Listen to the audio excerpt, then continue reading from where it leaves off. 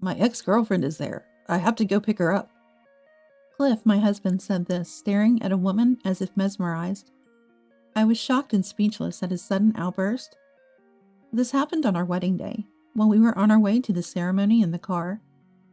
Cliff abruptly hit the brakes and stopped, seemingly observing the situation for a while. The woman Cliff was looking at was carrying a heavy load of luggage. Then, suddenly panicking, Cliff said to me, "You're in the way. Get out of the car, quickly." My name is Helena. I'm a 29-year-old nurse. Cliff and I are the same age, and we met through a friend's introduction. I'm so busy with work, I hardly have time for dating, but I do want to marry if I meet the right person. I told my friend in a bit of a tough request. She said, I know the perfect person for you. I'll bring them over next time. And went out of her way to arrange a meeting for me. At that time, I was working hard as an active nurse. I wanted someone strong who could pull me along. Cliff was exactly the man of my dreams. He took pride in his work and had a good sense of confidence, approaching everything with seriousness. I hardly ever talked to men outside of work, so I was nervous, but being a nurse must be very tough, especially now. I guess healthcare workers are having a hard time, both mentally and physically, Cliff said. His consideration comforted me greatly.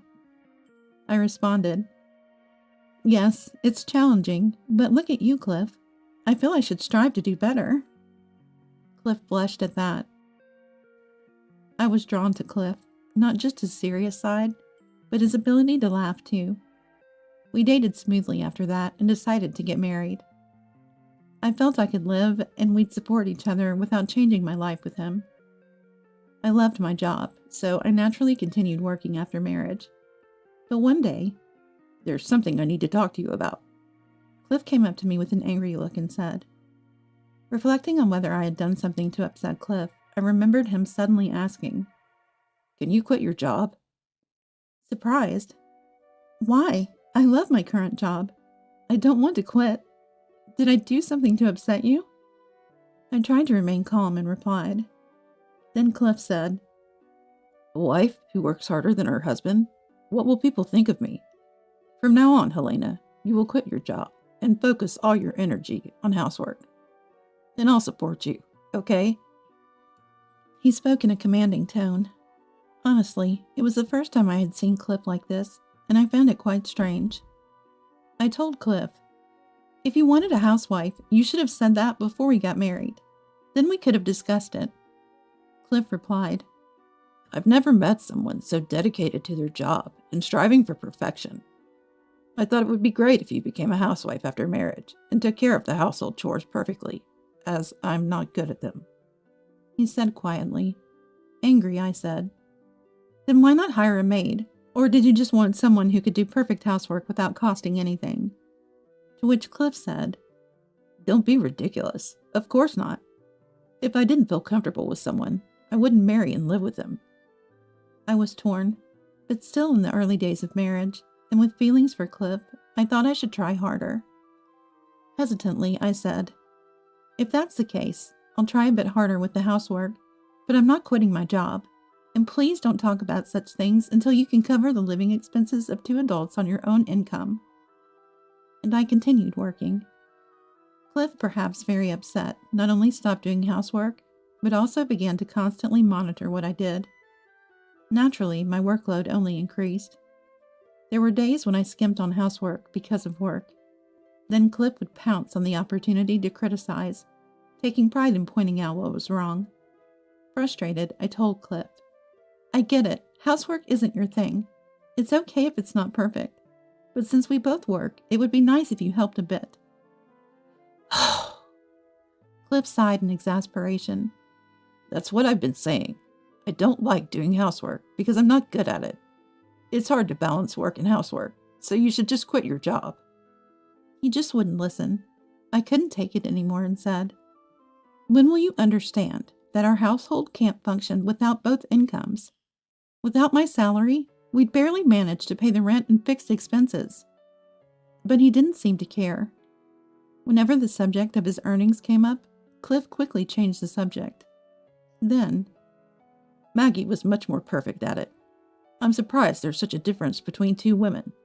No matter how good you are at your job, failing at housework, a woman's job, is a failure as a woman.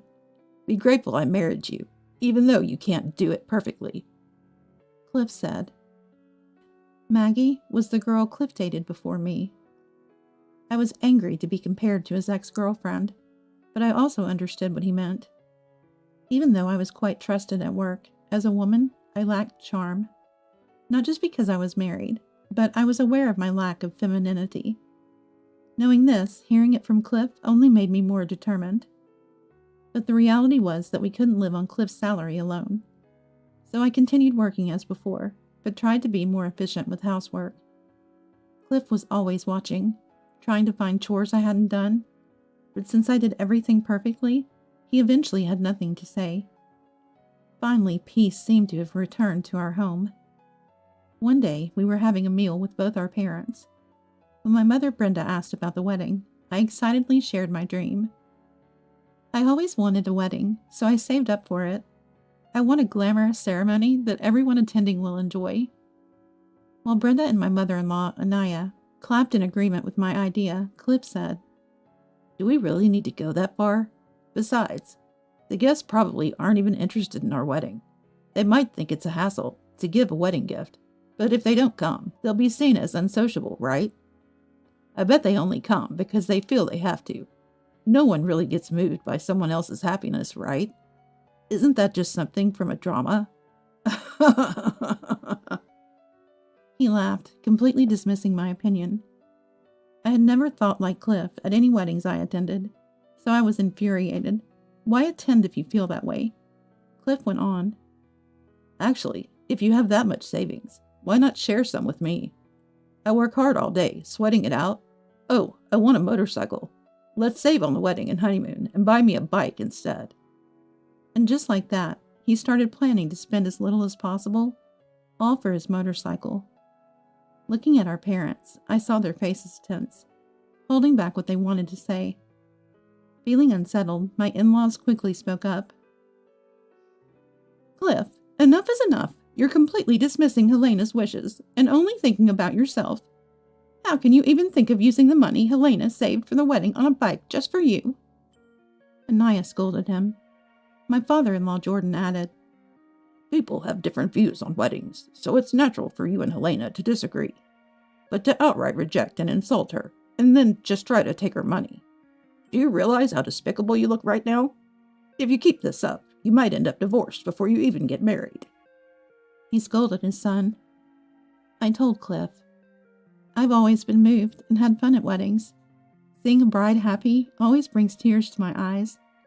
It's a moment when you can feel how much the groom values the bride. And I even thank them for having the ceremony. Some friends have come up with events to make sure their guests have a good time, and I truly enjoyed those. But I guess you think differently. That's fine. Why don't we save on the wedding and spend more on our honeymoon?" I was glad my in-laws scolded him. But no matter how much they tried to get through to Cliff, it wouldn't matter if he himself didn't want to change. I was about to compromise and agree to Cliff's idea of a wedding when he suddenly said, "No, forget it. I'll grant all your wishes. Those weddings you've attended must have been really good, huh? Then let's make ours even better." Cliff suddenly became serious. He's the kind of person who doesn't like being compared to others. Plus, the warning from his parents about a possible divorce seemed to have made him reflect. Our parents looked relieved. "It'll be busy, but make sure you discuss things together. It's not right to only push through one person's opinion, but not saying anything because they won't listen is also wrong. Always share your feelings with each other," my mother said. Seeing Cliff's change, Anaya almost triumphantly said, "Cliff, that's more like it. I knew you'd understand if you talked about it. Look, Helena, how about this cute dress? It would suit you perfectly." She began suggesting ideas while smiling and flipping through a magazine. "Helena, don't hold back. If you need more money, we can help cover the costs." She even offered. I felt bad and said we plan within our budget, but my in-laws seemed really excited about the wedding, which made me happy. They had treated me like their own daughter since we started dating. "If Cliff ever does anything terrible to you, tell us right away." They continued to assure me. From then on, we were able to proceed smoothly with the wedding preparations. Cliff said, "We'll have a wedding like no one else has ever had." He started researching enthusiastically in books and on the internet, bringing more ideas than even me. Seeing other weddings, he'd say, "This looks nice," and smile naturally. Watching him, I felt reassured that the beauty of weddings was getting through to him.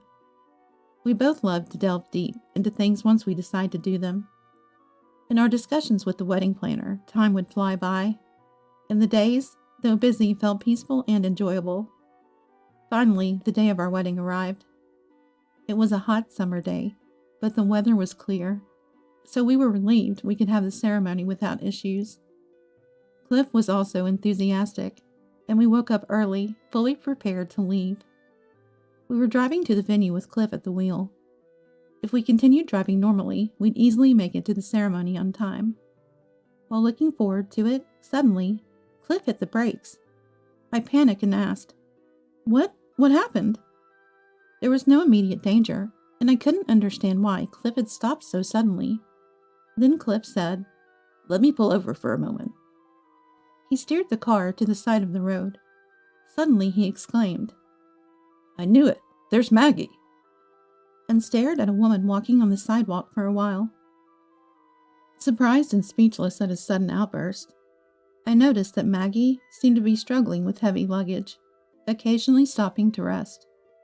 From Cliff's reaction, I wondered if he was considering helping her because she seemed to be having a hard time.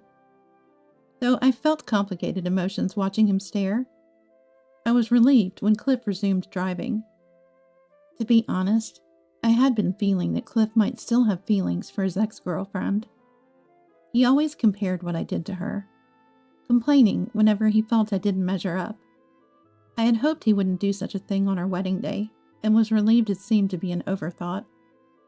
However, after a few left turns and losing sight of his ex-girlfriend, Cliff pulled over again and looked at me with a smile. "You're in the way. Get out of the car," he said abruptly. Shocked, I responded, "What? Why? Are you going to talk to her? You know today is our wedding day, right?" Cliff replied, "She was carrying so much stuff. It must have been hard. Just do what I say." Then he forcefully pulled me out of the car by my arm. "Don't follow me. Don't you dare." He said that and drove off alone. Afterward, I was too stunned to think and just stood there. I couldn't catch up to the car, and I didn't have my wallet or phone with me. Anger began to build at the thought that he didn't care about our wedding, but I walked to the venue alone, not wanting to cause trouble. I thought even if Cliff didn't show up, I could tell my in-laws that my belongings were still in the car, and they would help me retrieve them. Thinking about the future, I soon arrived at my destination. The walk wasn't too far, and I arrived on time, but it was exhausting under the hot sun without a parasol. Entering the building to take a break, I found Cliff looking visibly downcast. It made sense that he arrived before me since he was in a car, but why was he here if he had gone to see Maggie? As I wondered, Anaya rushed over upon noticing me. "Elena, I'm so sorry for our foolish son. Are you okay? It's been hot, hasn't it? Here, drink this," she said, offering me water. After gratefully accepting it. "So what happened with Maggie?" I asked Cliff. Cliff responded. "She said she didn't need help and ran away. Some guy I didn't know took her away. I had no choice but to come here." He spoke indifferently, as if his mind was elsewhere. While I looked at him suspiciously, my in-laws paraded Cliff. "We've already said this, but leaving your wife on your wedding day to talk to an ex-girlfriend is unbelievable. What were you thinking? We don't expect her to forgive you, but you owe her a heartfelt apology." Cliff looked utterly dejected. Anaya added sadly, "We actually arrived much earlier than you two because we were so excited. But then Cliff showed up alone, and we were like, 'Where's Elena?' So we pressed him, and that's when we found out what happened." I then asked, "After she rejected you, why didn't you come back for me?" I asked Cliff. "Maggie was really angry, huh? She called you the worst, and I just lost all motivation. I figured you'd come to the venue anyway, so I thought I'd just wait here," he said. Looking closer, I noticed Cliff's cheek was red and swollen, later learning that Jordan had hit him, unable to hold back his anger. Then, to our surprise, Maggie arrived, with an unfamiliar man by her side, introducing him politely as her husband Nelson. Nelson glared at Cliff. "You tried to force a reluctant woman into your car, then run away at the sight of her face? I heard from Maggie. You've been following her, even after breaking up. And today, on your own wedding day, abandoning your wife to approach an ex-girlfriend is beyond low." He was visibly angry. Maggie glared at Cliff, then turned to me.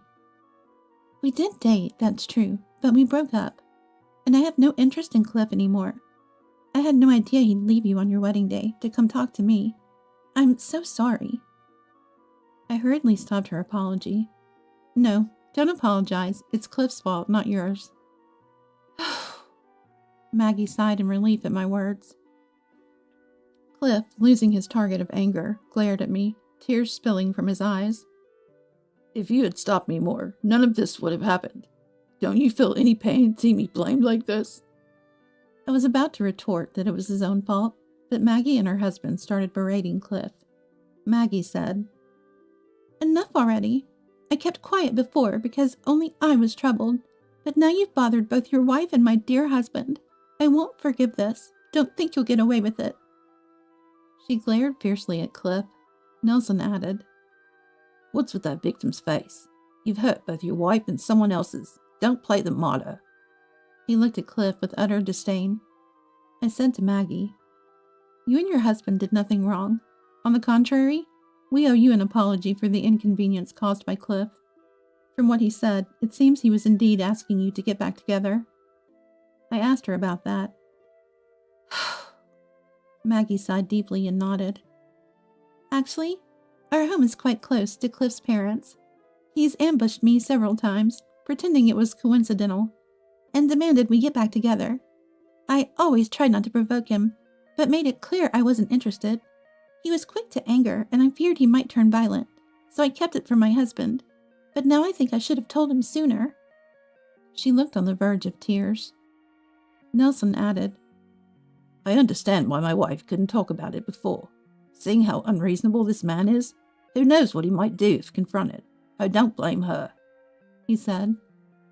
They seemed like a caring couple, and though they were strangers to me, I was glad Maggie had found someone good. I said to Maggie, "It's okay. We're the ones who should apologize for the trouble. Even when you said he was busy with work, he was pestering you. I'm really sorry." I apologized frantically. Then, seeing Cliff still looking unconvinced, I yelled at him, "You need to apologize too. Your actions have caused trouble for so many people. What are you going to do about it?" But Cliff just frowned in response. It was Maggie's husband who lost patience with Cliff's demeanor. "Apologies are fine, but looking at that face, I doubt any real remorse. Anyway, I want nothing to do with you. Promise never to interfere with another man's wife again," he shouted. Cliff, his face turning red, stepped towards Maggie's husband. "Maggie and I dated before she met you, so I know her better than you do. I want to get back together. If you're lonely after divorce, we can swap wives. Let's do that. She works hard, so she has money," Cliff said, as if it was a brilliant idea. His nonsensical words left not just me, but also Maggie and her husband speechless. Watching him excitedly talk about the days he would divorce and he would marry Maggie, I made up my mind. Let's cancel the wedding. I told Cliff, then apologized to my in-laws.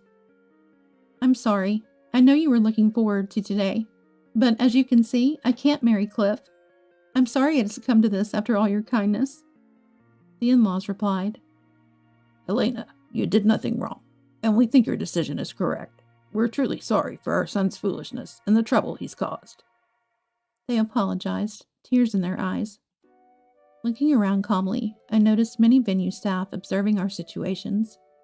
Relatives and friends were due to arrive soon.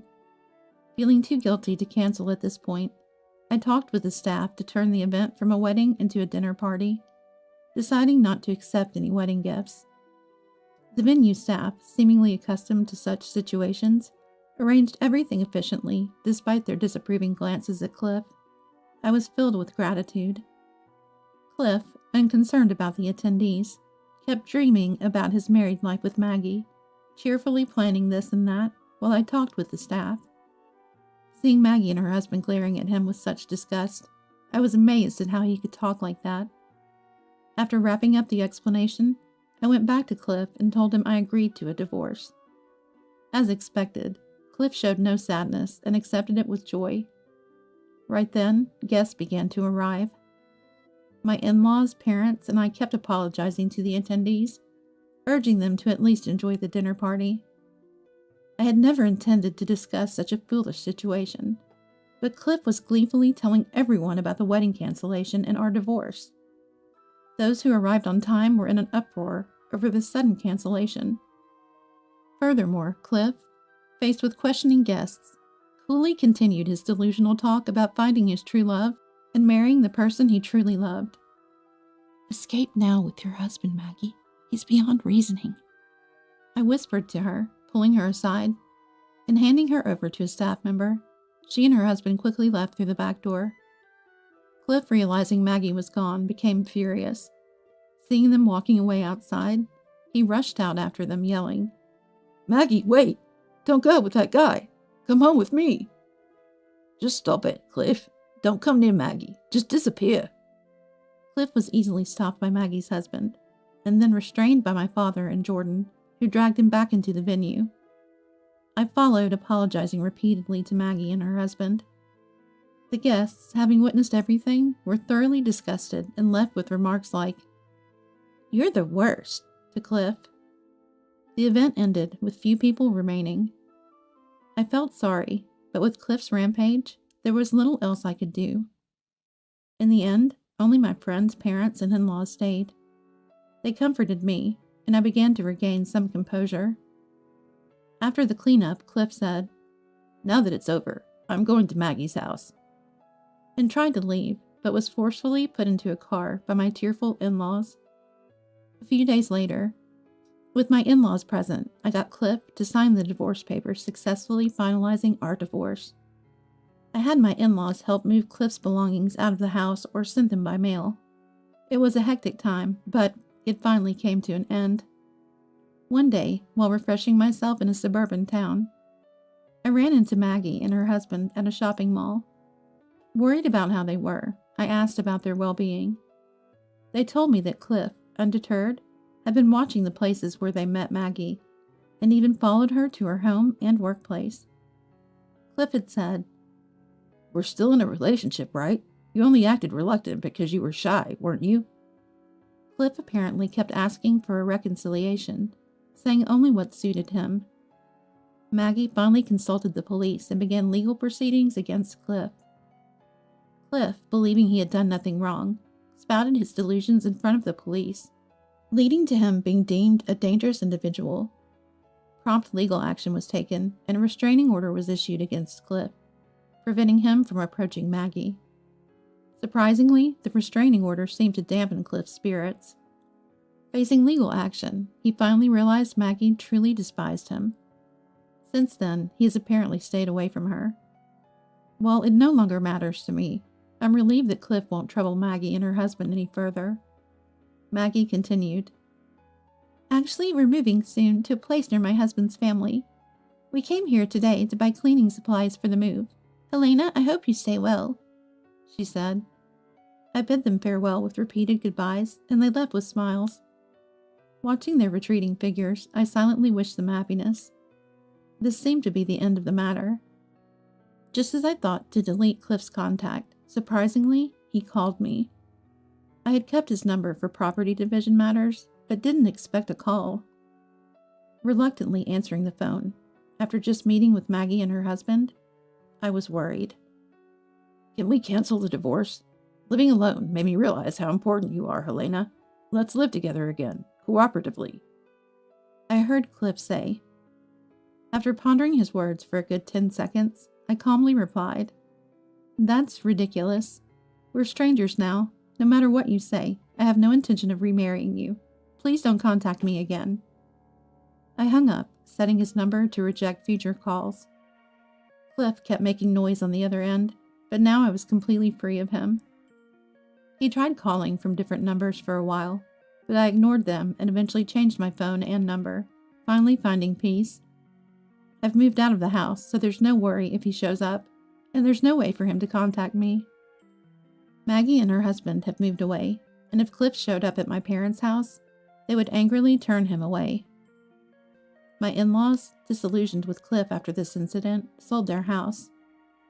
This house is too close to Maggie's family. We've decided to sell it. Anaya and Jordan said tearfully. It pained me, but I hoped they would find happiness away from Cliff. Now homeless, Cliff was likely wandering alone, his whereabouts unknown. After causing a scene at the wedding, he's rumored and isolated among friends and at work. According to friends working at the same company as Cliff, he has become quite isolated there. It's a clear case of self-inflicted consequences.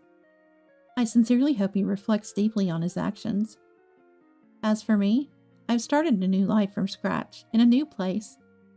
I was invited to join, so I transferred to a new hospital. At my current job, I can balance work and life well, managing both household chores and work responsibilities. Starting afresh in a new environment, learning every day, and having a fulfilling job again is what makes me happiest. I've also built a good relationship at work, and I'm enjoying my days. Although I'm divorced, I am much happier than when I was living with Cliff. This experience has reaffirmed my love for my work. I hope for continued peace and happiness in the days ahead.